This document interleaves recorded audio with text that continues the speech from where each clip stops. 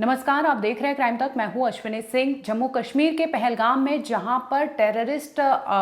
हमला हुआ है बड़ा, और इसके बाद से लगातार वहां से कोई ना कोई अपडेट सामने आ रहा है। बता दें कि यहां पर मृतक जो है उनकी संख्या 28 हो गई है। वहीं पर घायल जो है वो 17 बताए जा रहे हैं।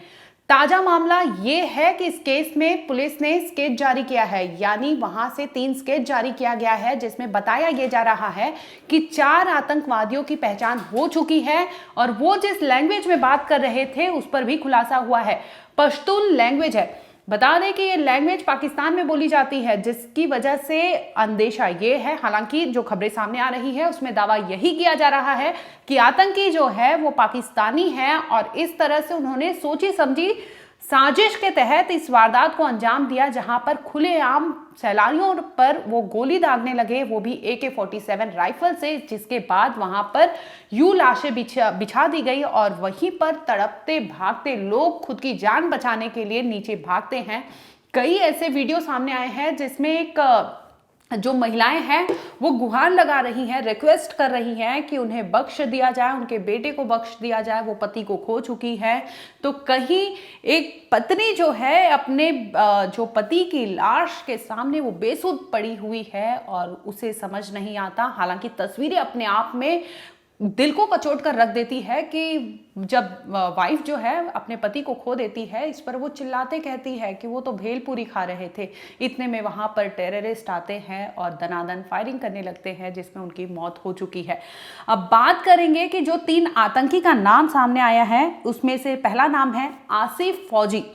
सुलेमान शाह और अबू ताल्हा। ये 3 नाम है। इसके साथ ही 2 लोकल लोग बताए जा रहे हैं कि वहां पर 2 लोकल लोग थे जो इनकी मदद कर रहे थे और इस तरह से इतने खौफनाक कांड को अंजाम देने में जो लोकल्स थे उनका भी हाथ सामने आता है और उनका नाम अब पुलिस ने अंदेशा जताया है कि हो सकता है कि ये भी हो, क्योंकि AK-47 जैसे राइफल के साथ वहां पर इस खौफनाक कांड को अंजाम दिया गया। यानी आप सोचिए कि इस तरह से बारीकी पर रखी गई चीजें रेकी की गई होगी। वहां पर कुछ महीने पहले से तमाम चीजें जो सोशली वहां पर एक्टिव होते हैं, लोग होते हैं, उनमें वो लोग मिक्स होने के यानी कल्चर को अडॉप्ट करने की कोशिश किए होंगे, जिसके बाद इतने बड़े कांड को उन्होंने पहलगाम में 2:30 बजे 22 अप्रैल को अंजाम दिया। बता दें कि जो स्थानीय लोग हैं उनके नाम सामने आए हैं, जिसमें बताया ये जा रहा है कि अहमद ठाकुर और आशिफ शेख, ये 2 लोकल्स थे जो उन टेररिस्ट को हर गतिविधियों पर उन्होंने उनको चप्पे चप्पे पर हेल्प किया, जिसके बाद इस तरह से वहां पर बैसरन वैली में हत्या का खौफनाक कांड को अंजाम दिया गया है। और इसके साथ ही आपको बता दें कि जो आतंकवादी थे उनके, क्योंकि जो पहलगाम एरिया है वो डिफिकल्ट टेरेन में आता है और पहाड़ी एरिया है जहां पर छिपना, क्योंकि जंगल घनी चीजें हैं वहां पर, तो जंगल के बीच में पीछे वो छिप गए थे, जिसकी वजह से इस कांड को उन्होंने अंजाम दिया। छिपे थे और बकायदा वो टारगेट रखे थे कि उन्हें टारगेट किलिंग करना है और इसी पैटर्न को अपनाते हुए वो बाहर आते हैं और बंदूक लहराते हुए दनादन फायरिंग सैलानियों पर की जाती है, जिसके बाद वहां से वो बेखौफ भाग भी जाते हैं। और फिलहाल आपको बता दें कि सेना का सर्च ऑपरेशन लगातार जारी है और सेना की तरफ से ये 3 जो स्केचेस जारी हुए हैं उनमें नाम भी सामने आया है और बताया ये जा रहा था कि वो लोग पश्तून जो लैंग्वेज होता है उनमें बात कर रहे थे। इसके साथ ही पुलिस वहां की जो मोबाइल टावर होती है उसको भी खंगालने में जुटी हुई है, ताकि वहां से जो डंप डेटा है उसे खंगाला जा सके और पता लगाया जा सके कि कितने लोगों के टावर सेल से कनेक्टेड थी चीजें, और उसमें जाकर वो जानकारी इकट्ठा करेंगे। और आगे आपको बता दें कि ऐसी भी खबरें सामने आ रही है कि जो आतंकवादी थे वो अपने गतिविधियों को नजर रखने के लिए उन्होंने कैमरे का भी यूज किया था और हेलमेट में लगाकर बकायदा वो कैमरे से देख रहे थे और अपने आकाओं तक ये चीजें पहुंचा रहे थे कि देखिए उन्होंने क्या कुछ अंजाम दिया है। फिलहाल आपको बता दें कि स्केच जारी हुआ है, जिसमें सामने आया है कि इनमें 2 लोकल के अलावा बाकी जो टेररिस्ट हैं उनका नाम सामने आता है और इसके साथ ही अभी औरों की तलाश जारी है, क्योंकि CCTV और तमाम जो वहां पर वीडियोस रिकॉर्ड हुए थे वायरल, उनमें से ये तमाम स्केच जारी किए गए हैं और पुलिस ने ये सस्पेक्ट माना है, जिसके तहत अब इस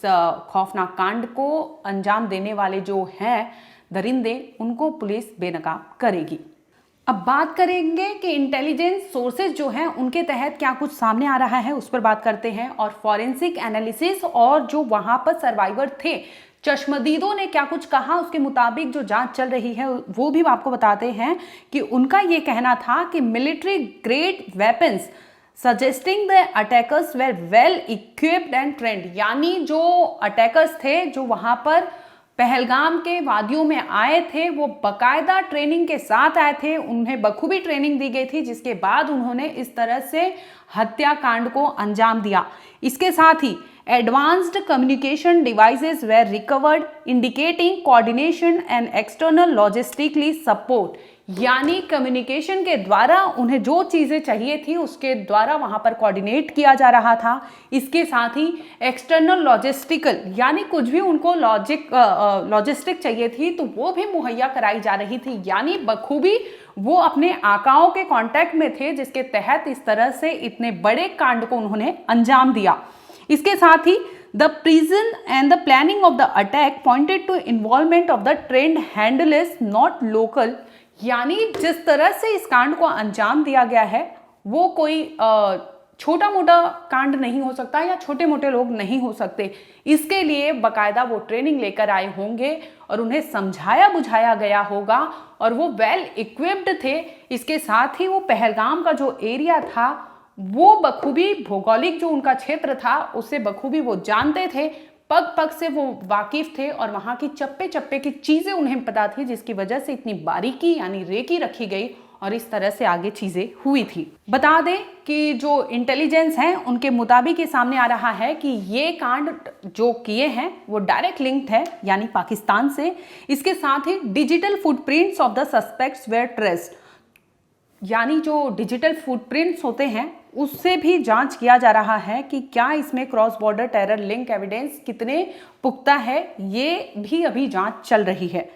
और भी आ रहा है नाम टीआरएफ आपको बता दें कि जो वहाँ की टीआरएफ यानी द रेजिस्टेंस फ्रंट है, उसके साथ ही proxy outfit previously known for the claiming similar attacks took responsibility for this one as well, यानी टीआरएफ ने ये ले लिया है कि उनके तहत इस कांड को अंजाम दिया गया है। टीआरएफ जो है पाकिस्तान लिंक्ड यानी लश्कर तैयबा जो है उसके ही चेले के द्वारा ये चलाया जाता है, जिसकी वजह से इस कांड को अंजाम दिया गया था। अब बात करेंगे कि आर्टिकल 370 हटाने के बाद कश्मीर में कुछ हलचल हुई थी, वहां पर कुछ चीजें जो रेस्ट्रिक्टेड थी उसे अलाउ कर दिया गया था लोगों को वहां पर, क्योंकि अदर देन कश्मीर वहां के लोग आ सकते थे और वहां पर प्रॉपर्टी में इन्वेस्टमेंट कर सकते थे, जिससे कश्मीर का और भी डेवलपमेंट होता। लेकिन शायद ये चीजें किसी को नागवारा थी, जिसकी वजह से वो छोटे छोटे तिनके जुटाते गए और इस तरह से वो 22 अप्रैल को काला दिन बना दिए और दिन दहाड़े यानी 2:30 से 3 बजे के करीब वो सैलानियों पर ओपन फायर करते हैं, जिसमें आपको बता दें कि 28 की मौत हो चुकी है। कई तो ऐसे वीडियो और फोटोज जो सामने आए हैं कलेजा को चीर कर रख दे रहा है, सुनते नहीं बन रहा कि एक माँ बिलखते बिलखते कहती है कि मुझे छोड़ दो, मुझे माफ़ कर दो, मुझे छोड़ दो, मेरे बच्चे को मत मारो। यानी आप सोचिए कि एक बेटी वहाँ पर मौजूद थी, अपने सामने देखा कि अब